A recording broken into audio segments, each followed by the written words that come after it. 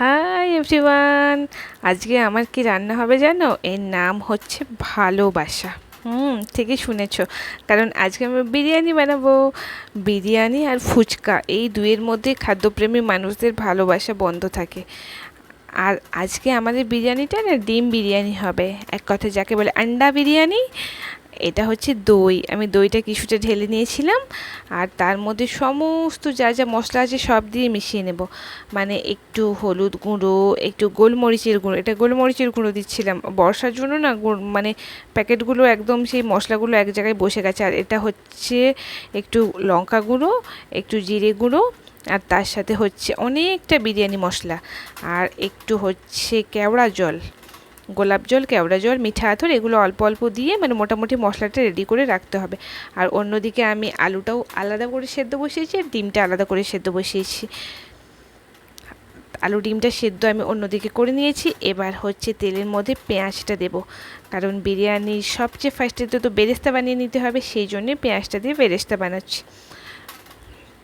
আমার বেরেস্তাটা বেশ ভালোই বানানো হয়, কিছুক্ষণ রেখে দেওয়ার পর একদম মুচমুচে হয়ে যায় পেঁয়াজটা।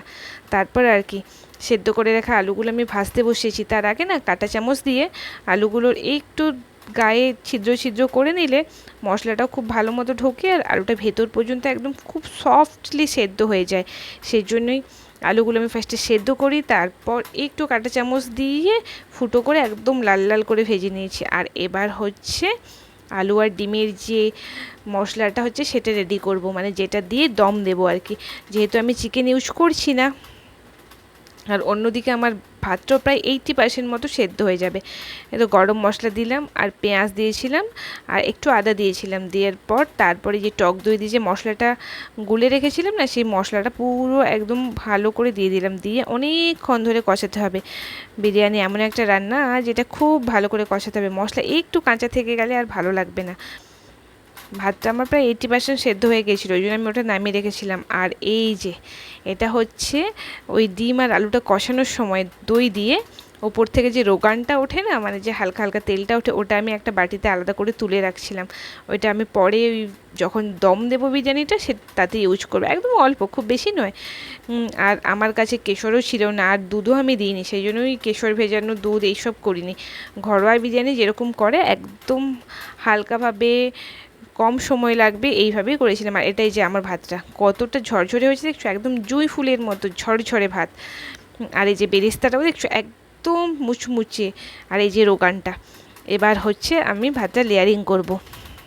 আমার প্রায় সব কিছু রেডি হয়ে গেছে, ভাতটা লেয়ারিং করবো। একদম ফার্স্টেই আমি হাঁড়িটাতে ঘি মাখিয়ে, এই যে ডিম আর আলু কষাটাও রেডি, একদম হাঁড়িটাতে ফার্স্টে ঘি মাখিয়ে নেবো। ঘি মাখিয়ে নেওয়ার পর এবার লেয়ারিং করব। বিরিয়ানির লেয়ার তো সবাই করতে পারে, ফার্স্টে ভাত আর তার উপরে হচ্ছে একটু মশলা মশলা দেওয়া, ওই যে আলু ফালু যেগুলো আমি রেডি করলাম আর কি, দম, আলু আর ডিমের দম, ওটা এবার ওর ওপরে দিয়ে তারপর ওই যেরকম মশলাপাতি সব দেওয়া হয়, বিরিয়ানি মশলা দেব, একটু বেরেস্তা, একটু ঘি, আর ওই মিঠা আতর, কেওড়া জল, এইগুলোই সব আর কি। লেয়ারিং লেয়ারিং যতগুলো পার্টে লেয়ার, যত বেশি লেয়ার হয় না বিরিয়ানি খেতে তত ভালো লাগে। আর আমি এখন বিরিয়ানিটা না মোটামুটি হয়, তবে এর স্বাদ ঘরোয়া স্বাদের মতোই। মানে দোকানে যে হাই রিচ বিরিয়ানি হয়, প্রচণ্ড অ্যারোমা থাকে, ফ্লেভার থাকে, সে টাইপের কিছুই হয় না। তবে এখন এখন মানে অনেক দিন ধরে অনেকবার ট্রাই করার পরে এখন বিরিয়ানিটা একটু বিরিয়ানির মতো করে হয়, মানে কোনোভাবেই এগ পোলাও হয়ে যায় না। আগে আগে যা বানাতাম সেটা ওই এগ পোলাও হয়ে যেত, বিরিয়ানি তো হতোই না। এখন এখন যাই হোক বিরিয়ানিটা বিরিয়ানির মতো হয়, ফ্লেভারফুল লাগে, খেতেও বেশ ভালো হয়। এটা আমার অনেকবার ট্রাই করার পর ফাইনালি হয়, মানে এখন আমি বানালে এইটুকু কনফিডেন্স চলে আসছে যে এবার হবেই। আগের মতো নয়, আগে আগে পুরো সেই ঘেঁটে ঘাঁটে পোলাও হয়ে যেত, এখন প্রপারলি হয়। Thank you.